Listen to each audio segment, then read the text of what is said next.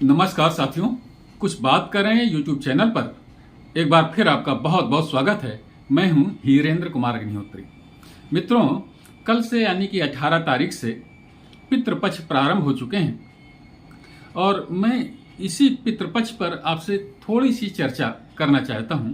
हालांकि मैं उसका कोई अधिकारी व्यक्ति नहीं हूं, कोई ज्ञानी विद्वान नहीं हूं, लेकिन एक सामान्य जिज्ञासु की भांति मैं उस पितृपक्ष के संबंध में आपसे थोड़ी सी चर्चा करना चाहता हूं। दोस्तों, ये जो पितृपक्ष है, इसमें हम लोग अपने अपने पितरों को जल अर्पण करते हैं और ईश्वर से ये प्रार्थना करते हैं कि हमारे पूर्वजों को, हमारे माता पिता को, हमारे परिजन जो दिवंगत हो चुके हैं, यदि उन्हें मुक्ति ना प्राप्त हुई हो तो कृपया उन्हें मुक्ति प्रदान करें। साथियों, ये जो हिंदुओं का ये जो कर्मकांड है, इसकी बहुत से तर्कशास्त्री आलोचना करते हैं। उनका कहना यह है कि ये जो कर्मकांड है पितृपक्ष में और श्राद्ध जो करते हैं हिंदू लोग, उसको वो पंडों और पुरोहितों के द्वारा प्रचारित कार्य मानते हैं, जिससे कि इन पंडों और पुरोहितों को धन की प्राप्ति हो और भोजन की प्राप्ति हो। इस तरीके की बातों कहते हैं। दोस्तों, मैं इस संबंध में बहुत तकनीकी पक्ष में न जाकर के अपने पूर्वजों के प्रति, अपने माता पिता के प्रति, अपने परिजन जो दिवंगत हो चुके हैं, उनके प्रति एक संवेदनशीलता का भाव मानता हूं। पितृपक्ष में जो हम लोग उनके लिए जल अर्पण करते हैं। साथियों, हमें नहीं मालूम कि मृत्यु के पश्चात हमारी चेतन शक्ति का, जिसे हम आत्मा कहते हैं, उसका क्या होता है। ये बहुत बड़ा रहस्य है। तो हम ये सोचते हैं कि अगर हमारे पूर्वजों, हमारे माता पिता, हमारे भाई बहन, हमारे पारिवारिक परिजन जो भी हैं, जो दिवंगत हो चुके हैं, यदि उनको मुक्ति प्राप्त हो चुकी है तो बहुत अच्छी बात है। और अगर उन्हें मुक्ति प्राप्त नहीं हुई है तो इस पितृपक्ष में जो हम उन्हें जल अर्पण करते हैं, तो इसके द्वारा उन जिन्हें मुक्ति नहीं प्राप्त हुई है दुर्भाग्यवश, उन्हें, हमारे पूर्वजों को, हमारे पितरों को इस बात की अनुभूति होती रहे कि उनकी जो संतानें हैं वो आज भी उन्हें स्मरण करती हैं और आज भी उनके प्रति कृतज्ञ हैं।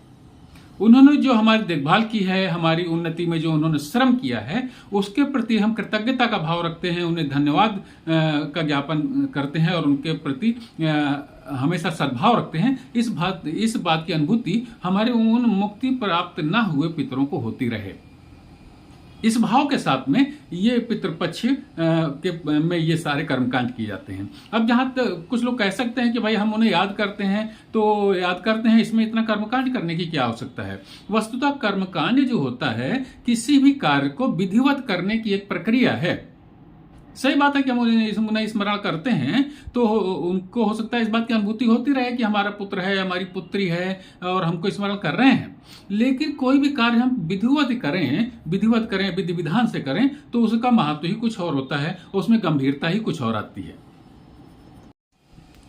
तो दोस्तों, मैं अपनी सामान्य बुद्धि से इस पितृपक्ष में ये कर्मकांड करना और श्राद्ध आदि करना, इसे अपने उन पूर्वजों को जिन्हें कि हमने देखा नहीं है, अपने माता पिता को, अपने भाई बहनों को जो दिवंगत हो चुके हैं, उनके प्रति आदर की भावना मानता हूं, उनके प्रति प्रेम की भावना मानता हूं, उनके प्रति श्रद्धा की भावना मानता हूं।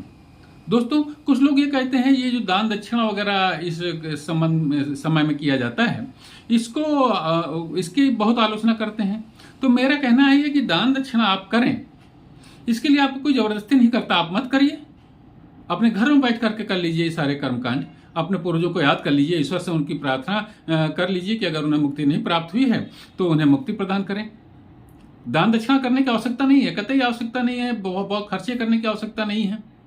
आप अपने पितरों को याद करते हैं, उनके प्रति सद्भावना ज्ञापित करते हैं, यही पर्याप्त है।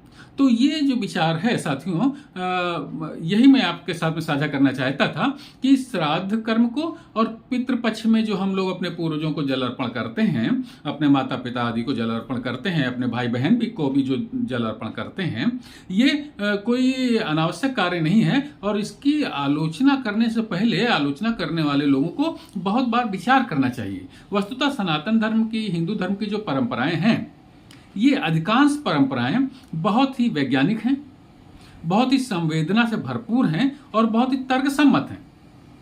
इनकी आलोचना करने से पहले हमें अपनी आलोचना पर पुनर्विचार अवश्य करना चाहिए। सनातन धर्म बहुत ही महान धर्म है और इसमें कुछ भी अनावश्यक नहीं है साथियों। लेकिन परंपराएं होती हैं, परंपराओं को बदलने की आवश्यकता होती है। तो इस पितृपक्ष में आप जो दान दक्षिणा आदि की आप आलोचना करते हैं, ना करें, उसका कोई आवश्यक नहीं है। तो साथियों यही एक मतलब दान दक्षिणा आदि कोई आवश्यक नहीं है, ये मैं कहना चाहता हूं। आप आलोचना करने से पहले अपनी आलोचना पर पुनर्विचार कर लें, क्योंकि ये हम अपने पूर्वजों, अपने माता पिता, अपने भाई बहन जो सब दिवंगत हो चुके हैं उनके प्रति एक ज्ञापन है और ये मानना है कि पता नहीं उनकी आत्मा का क्या हुआ हो, और अगर उनकी आत्मा को सदगति नहीं पहुंची हो तो हे ईश्वर उनको अपने सदगति प्रदान करें उनकी आत्मा को। बस इतनी सी बात है, इसमें आलोचना करने की क्या बात है। तो साथियों आज की चर्चा में बस इतना ही। कल किसी और मुद्दे पर आपसे बात करूंगा। अगर आपने मेरे इस चैनल को सब्सक्राइब नहीं किया हो तो अनुरोध है कि कृपया सब्सक्राइब कर लें, और ये वीडियो अगर आपको पसंद आया हो तो कृपया इसे लाइक करें, शेयर करें और अपनी टिप्पणियों से मुझे जरूर अवगत कराएं। जय हिंद, वंदे मातरम।